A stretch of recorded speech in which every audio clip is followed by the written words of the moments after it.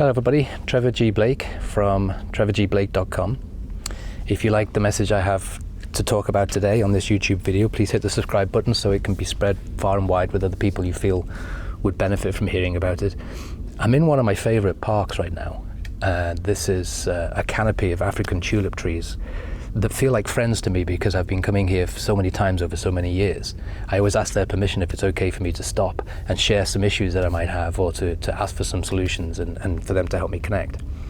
The digital marketing people that support trevorgblake.com might not like this video because of the light play, but I love the light play. The light is never the same under this canopy of trees, and it changes constantly. I find it very inspiring. What I want to talk about today is because of several emails and a couple of video mails that I've received this last, say, 10 days from the Guild. Now, if you're new to my message, then you'll wonder what a guild is. So a guild is a group name for a gathering of wizards. And that sounds very egotistic and very grandiose, but it's not. Because magic is simply the conversion of one form of energy into another form within the laws of nature under the power of will. I do it as an entrepreneur. I get a kick out of being an entrepreneur. So I come up with a winning idea, like a blank canvas, and then I build it out into a real company, like a painting, and then I sell it, like I had an exhibition and somebody bought it. That's what I do. Other people are real artists and they have a blank canvas and they use magic to produce an inspirational drawing or picture on it. That's all that magic is. And so I have a gathering, a membership group we call the Guild, and it's full of artists, musicians, scientists, physicians, healers, empaths, and entrepreneurs and investors. And we basically share our best practices. But being a member of the Guild also allows us all to communicate openly and directly as often as we like. And so I do enjoy getting these emails, especially when I get several emails on the same subject. And the subjects I got in the last sort of 10 days is from people who are fairly new to the transformation experience and the Guild. And they go hand in hand. You can't be in the Guild unless you're also in the transformation experience. And the questions were about a feeling of loneliness, like the road less traveled, like the lonely path. Now, at the very beginning of the transformation experience, I offer sort of a warning. It's more a double-edged sword. And that is that when we go through a transformative process, a personal transformative process, you can't unlearn the knowledge. You actually don't have to do anything. I have tools and techniques, and that make us all more proficient and faster and bolder. But you actually don't need to use any tools and techniques because the knowledge itself is another form of energy, and it works once it gets inside you. Once you digest the knowledge, there's no going back. You can't unlearn it. And one of the warnings I say is if you're going to start this path, change is inevitable. With change comes, and when I mean change, I mean complete disruption of every aspect of your life. So let's pick two of the biggest aspects of everybody's life. One is our vocation, okay? So whatever job you're doing right now, if you start the transformative process, the transformation experience, it's not going to be the job you're doing some point from now. In my own case, I had a regular career. My job changed, a new job came to me out of the blue. It meant moving locations. And then a promotion came out of the blue, and then a fast-track career, which I didn't expect, came out of the blue. And that meant moving countries. And then I moved states.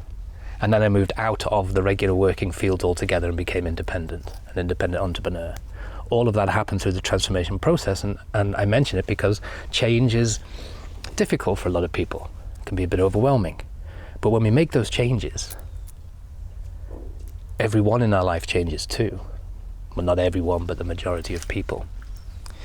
And what we find is that those people, and this is the second big change, those people that sustained us in the life we had before the transformation process, they're no longer around.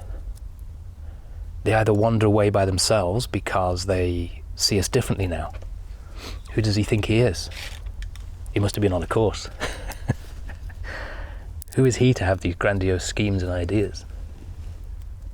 I don't like the way he talks anymore. He doesn't listen to my complaining. He doesn't join the gossip. And so those people leave the energy field that I'm creating, the higher level, the higher vibration.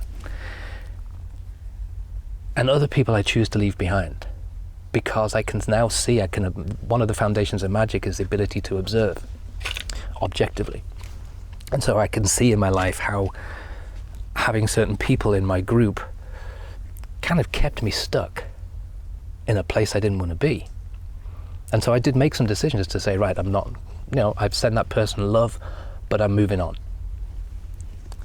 I've just had to do it this week, actually. And it was hard. And that's why I'm sensitive to the questions I get in these emails. The emails saying pretty much all the same thing, but slightly different ways, and from different parts of the world, from Switzerland, from South Africa, from Maryland, from Virginia.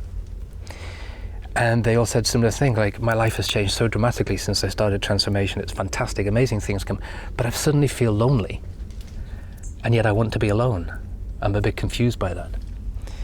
And they were asking, so what do I do? Okay, so these people were asking, so what do I do about that? And of course I completely empathize because I've been through that many times, actually. What happens is, through the transformation process, our whole world gets disrupted. Our lives change, both from a vocation standpoint, from a transport standpoint, from an entertainment standpoint, from a love standpoint, and certainly from a relationship standpoint.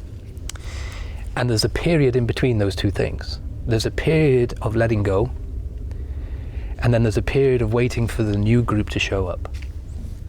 And I don't know how long that period is. It's different for everybody. For me, it probably was a few months before some amazing people showed up in my world to inspire me. I've had other occasions when it's taken longer. I got lucky because I was happily married for 40 years, so I always had that one constant companion until she made her own physical transition in December last year. So I got a bit lucky on that score. But what I learned was, in this period of change, where it does feel like you're on the road by yourself, and there's nobody to ask anymore, there's no one to help, there's certainly no one to blame, it does feel a little lonely. And the challenge with that feeling is that all our words and thoughts are also energy, and they get converted into our emotional experience of the same. So if I'm feeling sad and lonely, it's likely that those thoughts go out into the universe and they convert to the material equivalent through the process of magic, and they come back and they give me more reasons to feel sad and lonely. So I have to remember that, and I have to react differently. And I have to change my words. So instead of saying, this is what I said to the people on the emails, so instead of saying, I feel strangely lonely now, instead of saying that, because you don't want to be lonely, right? We're all connected, we're all one. Instead of saying, I feel strangely lonely, we say,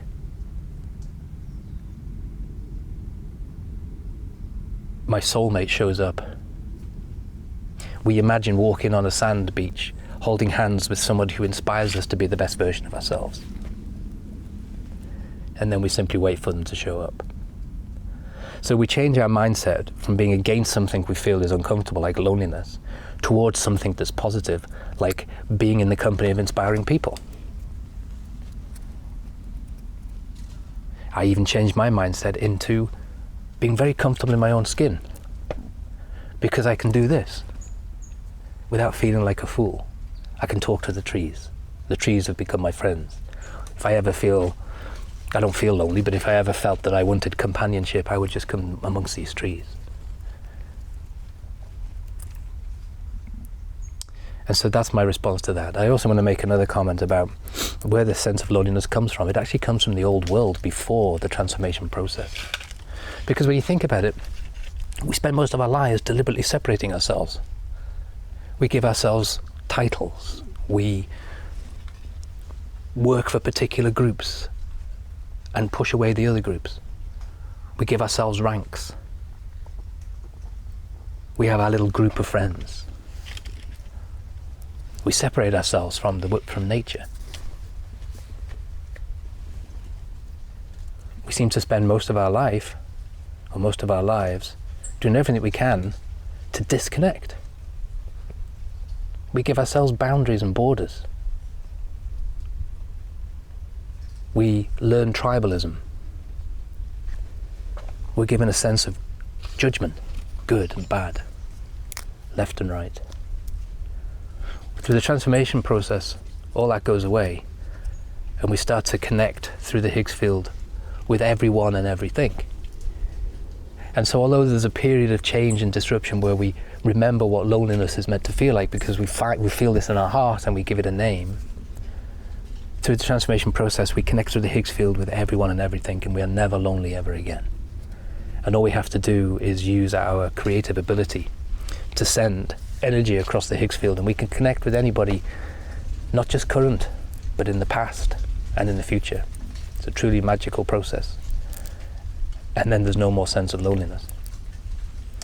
So I just wanted to say that. I'm putting it out there because I wanted to answer the emails, but also I think there are lots of people out there who are going through their own version of transformation, who probably feel disrupted, and in that disruption probably get this emotion of being on their own and being different. And that can feel lonely at first, until we change our reaction to that word and that thought of loneliness and realize that actually we're moving in a process away from disconnection, away from separation, away from titles, away from judgments, away from skin color and size and weight and age and all of these categories we give ourselves. We move away from that and we become a being, one with everything and everyone, where absolutely everything that we see and feel and touch becomes part of us, and us part of that, and we're never lonely again. Thank you for listening. Again, trevorgblake.com. And if you think you know anybody who needs to hear this message today, just hit the subscribe button and the algorithm does the rest. Thank you.